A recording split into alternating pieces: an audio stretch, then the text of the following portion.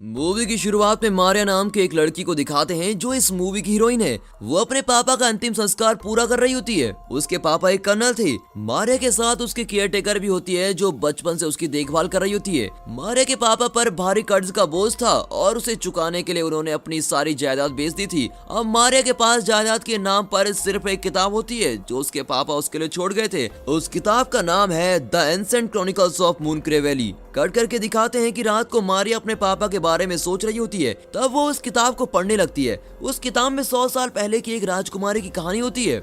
Cut करके दिखाते हैं कि उस कहानी की राजकुमारी बहुत ही खूबसूरत थी और उसका चेहरा सितारों की तरह चमकता था। उसका मन बहते पानी की तरह साफ था। इतना ही नहीं, वो बहुत ही हिम्मत वाली थी। इंसान ही नहीं, पशु पक्षी भी उससे बहुत ही प्रेम करते थे। और इतनी प्यारी लड़की को एक दिन चांद मिलने आता है और अपने कुछ मोती उसे दे देता है। वो डिनोयर वंश की प्रिंसेस थी, लेकिन उस दिन के बाद सब उसे मून प्रिंसेस कहकर पुकारने लगते थे।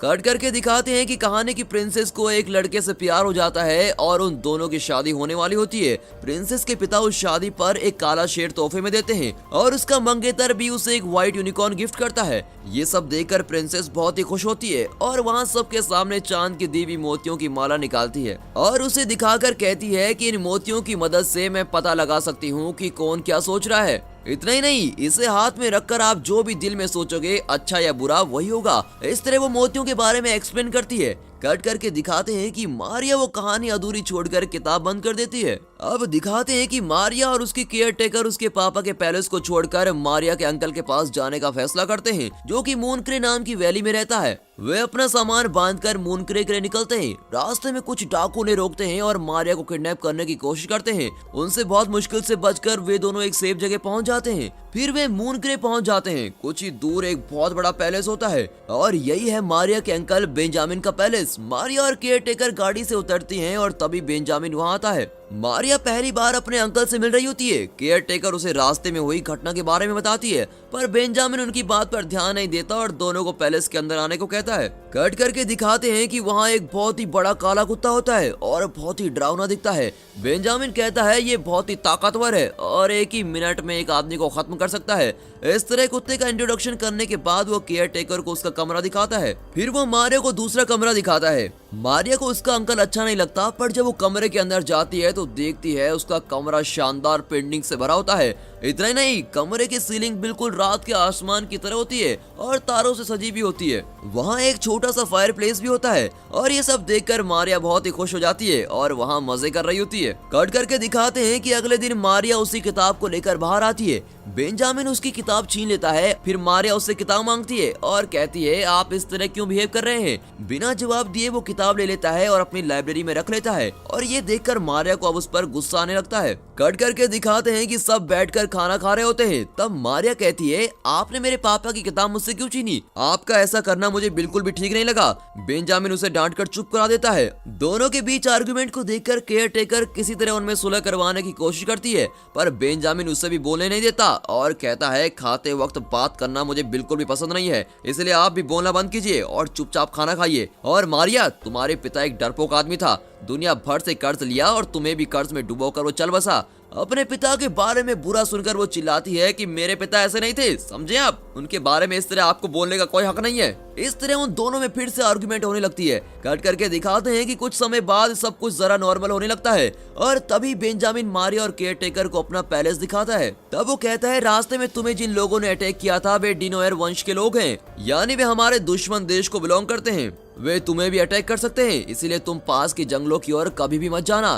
कट करके दिखाते हैं कि शाम को वो मारिया को घोड़े पर बिठाकर मार्केट ले जाता है। शुरू में मारिया को सब बहुत नया लगता है, पर वो जल्दी वहाँ के रहन सहन को सीख लेती है। इसलिए बेंजामिन मारिया को अकेले ही राज्य की सैर करवाने की परमिशन दे देता है। वो शायद भूल गया था कि डिनोयर वालों को मारिया की जान को खतरा है। मारिया सभी जगह घूमकर उस जंगल की तरफ जाती है। तभी उसे किसी की दर्द भरी आवाज सुनाई देती है। पास जाकर वो देखती है कि एक खरगोश पिंजरे में बंद किया होता है और उसे चोट लगी होती है। वो दर्द से तड़प रहा होता है। वो उसे हाथ में उठा लेती है। तभी डिनोयर वंश का एक आदमी उसे अटैक करने की कोशिश करता है उसका नाम रॉबिन है। तभी अचानक बेंजामिन का वही काला कुत्ता रॉबिन पर झपटता है और उसे देखते ही रॉबिन और उसके आदमी वहाँ से भाग जाते हैं। कट करके दिखाते हैं कि रॉबिन जाकर अपने पिता को इस बारे में बताता है और उसे भी जंगल में ले आता है, पर तब तक मारिया वहाँ से जा चुकी होती है। अब दिखाते हैं कि खरगोश को मारिया अपने कमरे में लेके आती है। फिर वो खिड़की से देखती है कि व्हाइट यूनिकॉर्न पहना हुआ रूप वहाँ भाग रहा होता है। उसके बारे में सोचती हुई वो बिस्तर पे लेट जाती है। तभी सीलिंग पर जो तारे पेंट किए गए थे वो धीरे धीरे हिलने लगते हैं।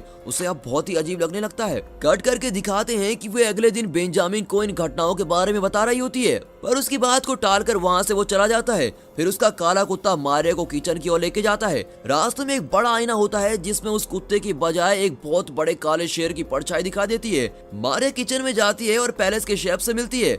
वो उसे बताती है कि उसके साथ कुछ अजीब घटनाएं हुई हैं। उसकी सारी बातें सुनकर शेफ हैरान होता है और कहता है तुम उस किताब को पूरा पढ़ो, तभी तुम्हें इन घटनाओं की सारी सच्चाई पता चलेगी। फिर मारिया लाइब्रेरी में जाती है और शेफ की मदद से वो किताब ढूंढ निकालती है और फिर वो आगे की कहानी पढ़ना शुरू करती है। कट करके दिखाते हैं कि कहानी में मून प्रिंसेस की शादी का दिन होता है, जब उसे उसके पिता और मंगेतर कई गिफ्ट देते हैं। वो सबको चांद की मोतियों के बारे में बता रही होती है। तब उसका मंगेतर और पिता दोनों उस नेकलेस के लिए लड़ पड़ते हैं और दोनों का ये असली रूप देखकर प्रिंसेस बहुत दुखी होती है और सभी को श्राप देती है कि आज से 5000 पूर्णमासियों के अंदर तुम दोनों के वंशजों को एक पवित्र आत्मा को खोजना होगा। अगर उस आत्मा ने ये नेकलेस चांद को लौटा दिया तो मूनक्रे वैली के लोग सब बच जाएंगे। अगर ऐसा नहीं किया तो ये मूनक्रे वैली हमेशा के लिए अंधेरे में डूब जाएगी। उस दिन से प्रिंसेस के पिता के वंशज और उस मंगेतर के वंशज आपस में लड़ रहे होते हैं और इसी के साथ किताब की ये कहानी भी खत्म होती है। कट करके दिखाते हैं कि मारिया शेफ से कहती है मैंने वो कहानी पढ़ ली है।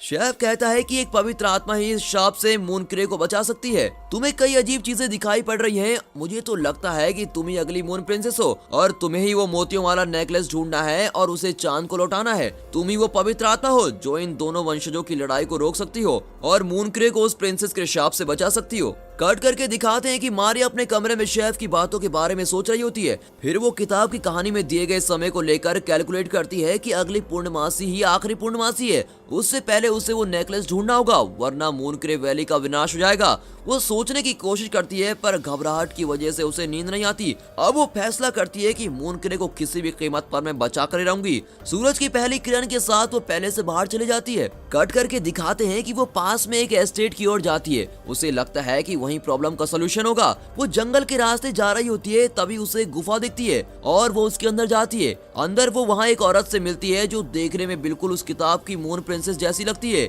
मारिया चौंक जाती है। वो औरत कहती है कि मैं भी तुम्हारी तरह एक मून प्रिंसेस हूँ। उन दोनों पवित्र आत्माओं को एक करने की कोशिश में मेरी पूरी जिंदगी निकल गई, पर मेरी सारी कोशिशें नाकाम रही। उसकी परेशानी देखकर मारिया कहती है बेंजामिन मेरे अंकल हैं, वो जरूर इस मामले में मदद करेंगे। शांत दिखने वाली वो औरत बेंजामिन का नाम सुनते ही चिढ़ जाती है और कहती है उसका नाम भी मत लो मेरे सामने। उसके बाद मारिया को पता चलता है कि डिनोयर फैमिली ने नेकलेस वाला बॉक्स चुराया था और उस बॉक्स की चाबी उसकी फैमिली ने चुराई थी। तभी मारिया को अपनी किताब का बुकमार्क याद आता है और वही बुकमार्क नेकलेस बॉक्स की चाबी भी होती है। वो तुरंत चाबी निकालती है और डिनोयर के राज्य के अंदर जाना चाहती है। वो उस प्रिंसेस से मदद मांगती है और प्रिंसेस भी उसका साथ देना चलती है।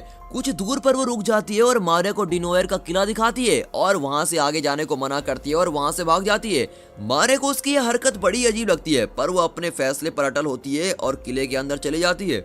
अब दिखाते हैं कि वहाँ के सिपाही उसे डिनोयर के सरदार के पास खींच कर लेके जाते हैं। सरदार को देखते ही मारिया उसे चाबी पकड़ा देती है। उसका ये स्वभाव देखकर सरदार तो बिल्कुल हैरान ही हो जाता है। वो चाबी लेकर उस नेकलेस बॉक्स को खोलता है, पर बॉक्स के अंदर नेकलेस तो क्या लेस भी नहीं होता। डिनोयर खानदान के लोग इस खाली बॉक्स के लिए लड़ मरे। ये सोचकर सरदार को बेंजामिन के खानदान पर और भी गुस्सा आता है और गुस्से में वो मारिया को कारागार में बंद कर देता है। कट करके दिखाते हैं कि बेंजामिन मारिया को हर जगह ढूंढ रहा होता है, पर वो कहीं नहीं मिलती। उसे शक होता है कि दुश्मनों ने उसे कहीं उठा तो नहीं लिया। अब कट करके दिखाते हैं कि मारिया गार्ड को किसी तरह चकमा देकर वहाँ से बच निकलती है, पर सरदार का बेटा रॉबिन उसे देख लेता है और उसे चेज करता है। पर मारिया बहुत ही हिम्मत वाली लड़की होती है और वो तेज भागकर जंगल की ओर चलने लगती है। वहाँ बेंजामिन का काला कुत्ता उसे देख लेता है और उसे सुरक्षित घर पहुँचा देता है। कट करके दिखाते हैं कि मारिया को देखते ही बेंजामिन चिल्लाने लगता है आज से तुम इस पैलेस के बाहर कदम भी नहीं रखोगी, समझी? अगर बाहर जाने की कोशिश की तो मैं तुम्हारे हाथ पैर तोड़ दूंगा। उसकी डांट सुनकर मारिया घबरा जाती है और चुपचाप अंदर चली जाती है। कुछ देर बाद बेंजामिन को अपनी गलती का एहसास हो जाता है और वो सच्चे दिल से मारिया से माफी भी मांगने लगता है। कट करके दिखाते हैं कि अगली सुबह वो गुफा वाली मून प्रिंसेस मारिया के कमरे में होती है। मारिया चौंक जाती है और गुस्से में उससे पूछती है, आप मुझे उस किले के पास अकेला छोड़कर क्यों भाग गई थी? पर वो जवाब नहीं देती और मारिया को मून प्रिंसेस का ड्रेस देती है। फिर वो किसी तरह मारिया को मना लेती है। उस वक्त बेंजामिन पैलेस में नहीं होता, प्रिंसेस पियानो बजा रही होती है और उसी वक्त वहाँ के आईने में उसके जीवन की सारी घटनाएं विजुअल में दिखने लगती है। मारिया भी विजुअल देख रही होती है। उसे पता चलता है कि ये प्रिंसेस बेंजामिन की प्रेमिका है। अब दिखाते हैं कि दोनों के एंगेजमेंट के बाद बेंजामिन को पता चलता है कि ये मून प्रिंसेस डिनोयर खानदान की लड़की है और इतना ही नहीं, वो डिनोयर के सरदार की बेटी है। ये जानने के बाद वो प्रिंसेस से शादी नहीं करना चाहता और उसे अपने पैलेस से निकाल देता है। इसीलिए प्रिंसेस दोनों खानदानों से दूर जाकर एक जंगल में गुफा में रहने लगती है। फिर दिखाते हैं कि फ्लैशबैक देखने के बाद मारिया प्रिंसेस से कहती है, आप बेंजामिन अंकल से फिर से मिलकर बात करने की कोशिश क्यों नहीं करती? पर प्रिंसेस मना करती हुई कहती है, अब हमारे बीच सब कुछ खत्म हो चुका है और मेरा यहाँ रुकना ठीक नहीं। ये कहकर वो बाहर चली जाती है। तभी मारिया देखती है कि बेंजामिन के नौकर मून प्रिंसेस की पेंटिंग को दीवार से हटा रहे होते हैं। वो तुरंत शेफ को बुलाती है और उसे भी ये दृश्य दिखाती है। तभी अचानक पेंटिंग में प्रिंसेस हिलने लगती है और उस नेकलेस का रहस्य मारिया को बताने लगती है। इस पर शेफ कहता है कि रॉबिन ही तुम्हें उस नेकलेस तक पहुंचा सकता है, क्योंकि वो उस जंगल के हर पेड़ को अच्छी तरह जानता है। मारिया पूछती है, रॉबिन तो हमारा दुश्मन है, वो हमारी मदद क्यों करेगा? पर सभी यही एडवाइस कर रहे होते हैं कि रॉबिन की मदद लेनी चाहिए। मारिया मान जाती है, पर डिनोयर के पास जाने से पहले वो बेंजामिन और मून प्रिंसेस दोनों को एक खत लिखती है और किसी तरह उन दोनों को मिलवाने की प्लानिंग बनाती है। बहुत साल बाद दोनों मिल रहे होते हैं और वे बहुत ही एक्साइटेड होते हैं। फिर उन्हें पता चलता है कि उन्होंने एक दूसरे को खत लिखा ही नहीं, लवर्स को मिलवाने के लिए मारिया ने ये सारा ड्रामा किया होता है। अब उन दोनों में फिर से झगड़ा शुरू हो जाता है। बेंजामिन को पता चलता है कि मारिया फिर से गायब है और वो अपने आदमियों को लेकर उसे ढूंढने निकलता है। कट करके दिखाते हैं कि वे जंगल में उसे ढूंढ रहे होते हैं। मून प्रिंसेस भी उसके साथ होती है। अब दिखाते हैं कि रॉबिन का पिता ईगल की मदद से मारिया को ट्रैक कर रहा होता है। देखा आपने उस जमाने का जीपीएस। अब वो मारिया को खत्म करने के लिए अपने आदमियों के साथ निकलता है। कट करके दिखाते हैं कि मारिया अपने खरगोश की मदद से रॉबिन को डाइवर्ट करती है और उसे किसी तरह फंदे में फंसा लेती है। रॉबिन उससे विनती करता है कि प्लीज मुझे छोड़ दो। मारिया कहती है, अगर नेकलेस ढूंढने में मेरी मदद करोगे तो मैं तुम्हें छोड़ दूंगी। रॉबिन अब मान जाता है। अब दिखाते हैं कि बेंजामिन और मून प्रिंसेस जंगल में भी अपना झगड़ा कंटिन्यू कर रहे होते हैं। कट करके दिखाते हैं कि मारिया और रॉबिन उस नेकलेस को ढूंढने लगते हैं। तभी डिनोइड्स का एक आदमी रॉबिन को किसी तरह मारिया से अलग कर देता है। अब मारिया अकेली उस नेकलेस को ढूंढने लगती है। तभी मून प्रिंसेस का व्हाइट यूनिकॉर्न मारिया को उस पेड़ तक ले जाता है जहां वो नेकलेस रखा होता है और एन वक्त पर डिनोइड सरदार भी वहां पहुंच जाता है और मारिया को पकड़ने ही वाला होता है। तभी बेंजामिन का कुत्ता उसे अटैक करने की कोशिश करता है, पर इतने में सरदार उस कुत्ते को मार गिराता है। रॉबिन को मारिया की आवाज सुनाई देती है और वो तुरंत वहां पहुंचकर मारिया को अपने पिता से बचाता है। फिर वो मारिया को लेकर दूसरी ओर भागता है और सब उन्हें चेस कर रहे होते हैं। उनसे बचने के लिए वे दोनों एक बड़े पेड़ के अंदर चले जाते हैं जहां एक गुफा होती है और गुफा के अंदर मारिया की नजर उस नेकलेस पर पड़ती है। इतने में डिनोयर के आदमी भी वहां पहुंच जाते हैं। अब मारिया और रॉबिन व्हाइट यूनिकॉर्न के पीछे भागते हुए एक सीक्रेट टनल से बाहर निकलते हैं। वहां एक समुद्र होता है। अब वहां डिनोयर खानदान के सरदार बेंजामिन और दोनों के आदमी जमा होते हैं। उस रात पूर्णमासी भी होती है। पहली मून प्रिंसेस के शाप के अनुसार अगर एक पवित्र आत्मा ने आज के दिन वो नेकलेस चांद को नहीं लौटाया तो मून के अंधेरे में डूब जाएगा और अब धीरे धीरे अंधेरा छाने लगता है।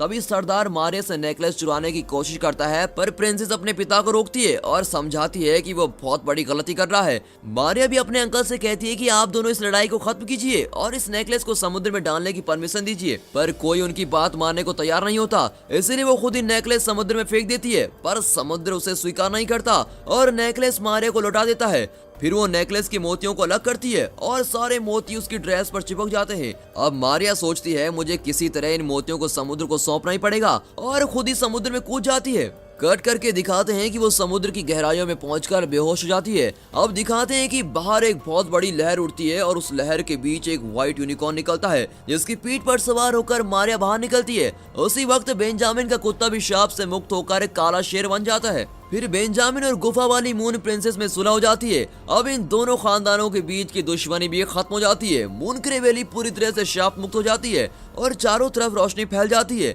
मारिया और रॉबिन का प्रेम भी शुरू हो जाता है और इसी के साथ ये मूवी यहाँ पर खत्म होती है। ये मूवी आपको जरूर पसंद आई होगी और दोस्तों इस वीडियो को एक लाइक और चैनल को सब्सक्राइब जरूर कीजिए और हाँ साथ ही अपने फ्रेंड सर्कल में इस वीडियो को जरूर शेयर कीजिए। And finally thanks for watching.